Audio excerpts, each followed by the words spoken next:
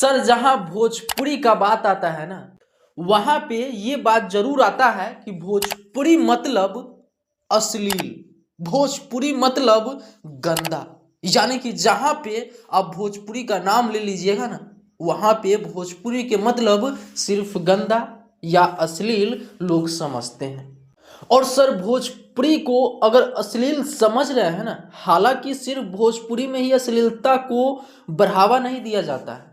हर industry में अश्लीलता को उसी अंदाज से और उसी तरीका से परोसा जाता है, लेकिन बदनाम कौन है? तो भोजपुरी।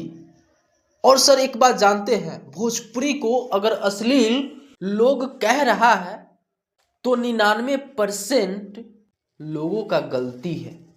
बाकी सर अश्लीलता का बढ़ावा देने में पब्लिक का 99% हाथ है। विश्वास नहीं है तो आपको स्क्रीन पे ये दिखा रहे हैं, जिसमें खेसारी लाल यादव जी और एक हीरोइन है जो नई नई आई है, वो किस प्रकार से जिम कर रही है, तो आप सब स्क्रीन पे देख रहे होंगे। ये जिम देखिए तो कुछ भी नहीं है, और अगर सही से देखिए तो बहुत कुछ है, और समझिए तो बहुत कुछ है। ये रील्स जब सोशल मीडिया पे अपलोड होता है, इंस्टा फेसबुक पे अपलोड किया जाता है, तब मात्र एक दिन में ही 100 मिलियन क्रॉस हो जाता है। बताइए इस रील्स में है क्या? और इस रील्स को अच्छा से डिजाइन करके, अच्छा से पोस्टर एडिट करके खेसारी लाल यादव जी अपने फेसबुक आईडी से कुछ इस प्रकार से पोस्ट करते हैं कि भाई एक दिन में खुशी मना रहे हैं कि एक दिन में 100 मिलियन। भाई बड़ा रिकॉर्ड तो है, लेकिन क्यों है ये अगर आपके पास दिमाग है तो इसको देखकर समझ जाना।